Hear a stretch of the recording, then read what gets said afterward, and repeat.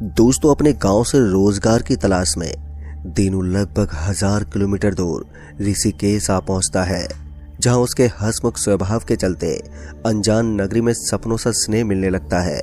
कुछ ही महीनों के भीतर दीनू के गठीले और सुडैल चेहरे पर वहीं की एक खूबसूरत लड़की अपना दिल दे बैठती है और धीरे धीरे वो दोनों करीब आने लगते हैं। पर महज कुछ ही दिनों के भीतर दीनू की तबीयत बिगड़ने लगती है। डॉक्टरों का इलाज भी दीनू पर कोई खास असर नहीं करता है, जिसके चलते दीनू कुछ ही दिनों में बिस्तर पकड़ लेता है।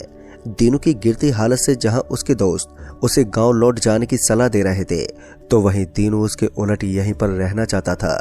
दरअसल वो लड़की जो दीनू से प्यार करती थी, वो हर रात उसके घर पर आती और दीनू की सेवा करती, और यही वजह थी कि दीनू उस लड़की के प्यार में इस कदर खो गया था कि उसे अपनी गिरती तबीयत का जरा भी एहसास नहीं हो रहा था। वहीं दूसरी ओर उसके साथी दीनू को उस लड़की को उसकी बिगड़ती हालत का जिम्मेदार बता रहे थे। इसका कारण ये था कि दीनू के अलावा उस लड़की को आज तक किसी ने नहीं देखा था। साथ ही वो लड़की दीनू को सिर्फ रात में ही मिलने आती थी और सूरज उगने से पहले ही वो चली जाती थी। साथ ही दीनू के दोस्तों का यह भी मानना था कि जब से दीनू ने उस लड़की से मिलने की बात की है, तभी से उसकी तबीयत बिगड़ी और बिगड़ती ही चली गई। मतलब कि दीनू के दोस्त साफ लफ्जों में दीनू को यह समझाने की कोशिश कर रहे थे कि वो लड़की कोई आम लड़की नहीं है, और यही बात दीनू को नागवार थी, जिस वजह से दीनू ने उस लड़की को तो नहीं छोड़ा, पर उसके उलट उसने अपने उन दोस्तों से दोस्ती ही तोड़ ली, जिसका खामियाजा दीनू को बहुत ही जल्द भुगतना पड़ा। तो दोस्तों, क्या था वो खामियाजा जो दीनू को भुगतना पड़ा, और कौन थी ये ऋषिकेश की लड़की जो सिर्फ रात को ही दीनू से मिलती थी? क्या दीनू के दोस्तों का शक सही था? देखिए इस कहानी का फुल वीडियो नीचे दिए गए लिंक के द्वारा। तो चलिए बढ़ते हैं आज की कहानी की ओर, जिसे हमारे साथ साझा किया है दीनू के मुंह बोले भतीजे जितेश जी ने। जितेश जी बताते हैं कि जब दीनू चाचा को उस रात उनके दोस्त लेकर गांव लौटे, तो उन्हें कोई पहचान तलक नहीं पा रहा था। यहाँ तक कि उनके दोस्त जो उन्हें लेकर आए थे, वो भी दीनू चाचा की हालत देखकर हैरान थे। फिर जब उन्होंने ऋषिकेश में घटी घटना हम लोगों को सुनाई, तो हम सारे दंग रह गए। गांव वालों ने फौरन ही खरिया के विख्यात ओझा महतो जी को बुलाया। ओझा महतो जी दीनू चाचा को देखते ही सब कुछ भांपते हुए बोले, ये पूरी तरह से उस डायन के चंगुल से आजाद नहीं हुआ है। भले वो इससे दूर हो गई हो, पर उस डायन ने इसके खून को दूषित कर दिया है, जिसके चलते इसकी हालत हो गई है। वैसे तो इसका बच पाना मुश्किल है, पर मैं एक कोशिश जरूर करूंगा इसे बचाने के लिए। अगर काली माँ की कृपा हुई तो ये बच जाएगा। ये बोलकर ओझा महतो जी दीनू चाचा को अकेले अपने साथ ले गए। साथ ही हम लोगों से कहा कि दीनू के बारे में कभी भी मेरे से कोई पूछताछ मत करना। ओझा महतो जी की शक्ति से हम सभी अच्छे से वाकिफ थे, लिहाजन हमने उनसे कोई सवाल नहीं किया। यहाँ तक कि ये भी नहीं पूछा कि वो दीनू चाचा को कहाँ पर लेकर जा रहे हैं। ओझा महतो जी तो दीनू चाचा को उस दिन अपने साथ लेकर चले गए, और हम दीनू चाचा के लौटने की राह देखने लगे। पर दिन गुजरे, महीने गुजरे, पर दीनू चाचा का कोई अता पता नहीं था। यहाँ तक कि ओझा महतो जी भी इस बीच कई बार हमारे गांव आए, पर उनसे किसी ने दीनू चाचा के बारे में नहीं पूछा। पर मैंने 2 दफा हिम्मत करके ओझा महतो जी से दीनू चाचा के बारे में पूछने भी गया, पर ओझा महतो जी मुझे देखते ही मुस्कुरा देते, और पता नहीं क्यों उनके मुस्कुराते में बिना कोई सवाल किए वापस लौट आता।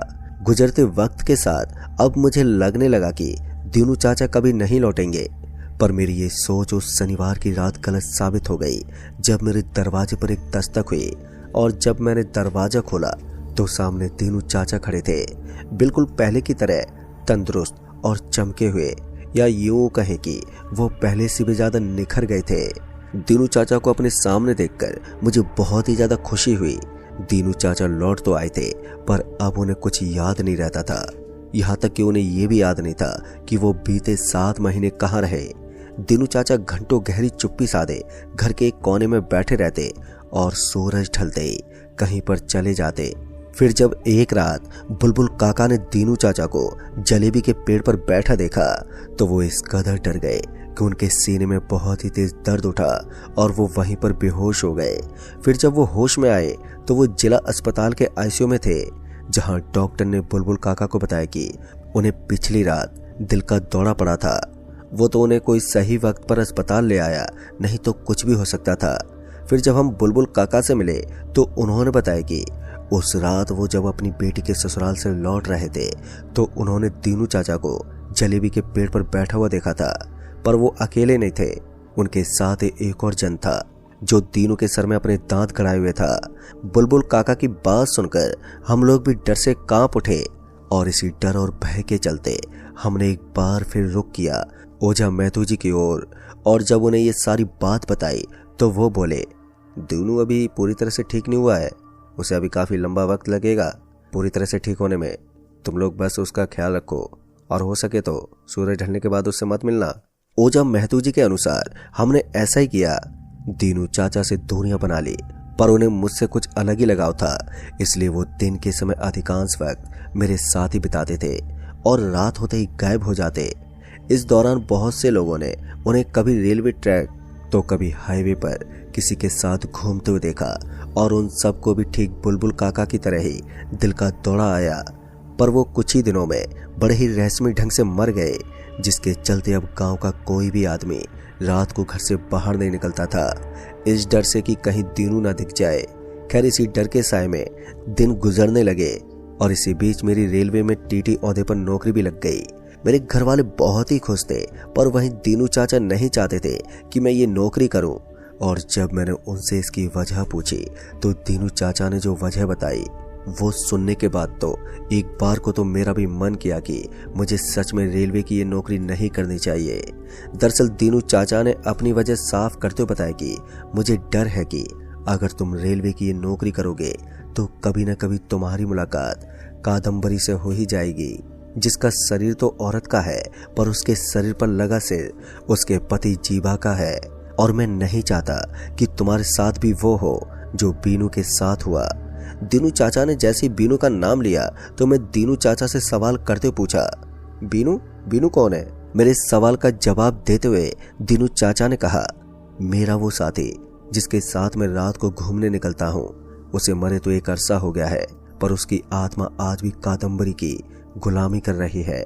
दीनू के ये कहते ही कि वो रातों को किसी आत्मा के साथ घूमते हैं तो ये तो साफ हो गया था कि वो जो कुछ भी कह रहे हैं वो सब सच ही होगा। लिहाजन मैंने तय कर लिया कि मैं रेलवे की सरकारी नौकरी नहीं करूंगा। पर जब मैंने यही बात अपने घर वालों को बताई तो उन्होंने किसी तरह से जोर दबाव डालकर मुझे रेलवे की नौकरी करने के लिए राजी कर लिया।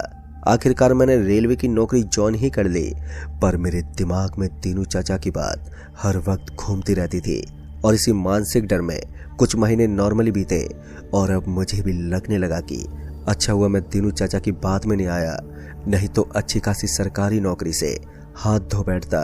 खैर कुछ महीने के बाद मेरा रूट बदल दिया गया। अब जो नया रूट मुझे दिया गया था वो था झासोला से अवरोही का, जिसके बीच 754 किलोमीटर की दूरी थी। जब मैं झासोला रेलवे स्टेशन पहुंचा तो मेरी मुलाकात 3 सहकर्मियों से हुई जो मेरे से काफी अनुभवी थे। ट्रेन में सवार होते ही केसर जी, जो हम सबसे ज्यादा अनुभवी और उम्र दराज थे, उन्होंने मुझे समझाते हुए कहा, जब ये ट्रेन बख्तियारपुर से गुजरेगी तो तुम हमारे साथ ही रहना और वही करना जैसा हम कहें। जिस लहजे में केसर जी ने मुझे ये समझाया था उससे ये साफ था कि कुछ बात तो जरूर है। खैर उस वक्त मैंने उन्हें आश्वासन दे दिया कि मैं बिल्कुल ऐसा ही करूंगा। इसके बाद ट्रेन झासोला से रवाना हुई और हम अपने अपने काम में लग गए। मैं अभी ट्रेन में सवार सवारियों की टिकट ही चेक कर रहा था कि तभी मुश्ताक जी, जो हम 4 टीटी में से एक थे, वो हाँफते हुए आए और मुझ पर चिल्लाते बोले, तुम्हारा ध्यान कहाँ है? बख्तियारपुर आने वाला है और तुम अभी तक टिकट चेक कर रहे हो? याद नहीं है केसर जी ने क्या कहा था? इससे पहले मैं कुछ कह पाता कि मुश्ताक जी ने मेरा हाथ पकड़ा और अपने साथ खींचते हुए ले जाने लगे और फिर एक बोगी के टॉयलेट की तरफ इशारा करते हुए बोले, अब ये ट्रेन बख्तियारपुर पहुंचने वाली है और तुम टॉयलेट के अंदर ही रहना जब तक कि ट्रेन बख्तियारपुर क्रॉस ना कर दे। ये बोलकर मुश्ताक जी बगल वाले टॉयलेट में चले गए और फाटक बंद कर दिया और मैं भी दूसरे टॉयलेट में चला गया।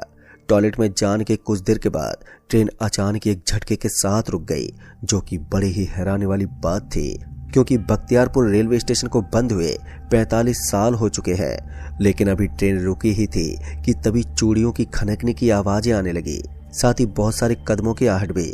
मेरा मन तो किया कि एक बार बाहर निकलकर देख लूं कि आखिर ये कौन लोग हैं। पर जैसा कि मुझसे कहा गया था कि जब तक कि ट्रेन बख्तियारपुर क्रॉस ना कर ले टॉयलेट से बाहर नहीं निकलना है, लिहाजा मैं चुपचाप टॉयलेट में ही बैठा रहा। फिर कुछ देर के बाद ट्रेन खुली और जब ट्रेन बख्तियारपुर के अगले स्टेशन पर रुकी तो मुश्ताक जी ने मुझे आवाज देते हुए कहा, जितेश जी बाहर आ जाओ। मुश्ताक जी के आवाज देते ही मैं बाहर निकला और उनसे सवाल करते हुए कहा, मुश्ताक जी ये सब क्या है, हमें टॉयलेट में क्यों छुपना पड़ा। मेरे ये सवाल करते मुश्ताक जी ने कहा, वक्त आएगा तो आपको पता चल ही जाएगा, अभी आप इन सब में ना ही पड़ो तो ये अच्छा है। मुश्ताक जी का ये जवाब संतोषजनक तो नहीं था, पर मैं कुछ कर भी नहीं सकता था। लिहाजा मैं अपने काम में लग गया और ये ट्रेन के टॉयलेट में छिपना भी मेरी जॉब का हिस्सा बन गया। जब भी हमारी ट्रेन बख्तियारपुर पहुंचने वाली होती तो हम चारों टीटी टॉयलेट में छिप जाते। पर ऐसे ही एक रात जब मैं टॉयलेट में छिपा हुआ था कि तभी मेरी नज़र खिड़की के बाहर गई और जो फिर मैंने देखा वो देखकर तो मेरी सांसें ही रुक गई। तो दोस्तों, क्या हुआ टीटी जितेश जी के साथ? क्या दीनू चाचा की बात को अनदेखा करना जितेश जी को भारी पड़ेगा? आखिर बख्तियारपुर का राज क्या है? तो मैं जल्द ही मिलूंगा इस कहानी के अगले भाग के साथ। तब तक के लिए बाय एंड टेक केयर।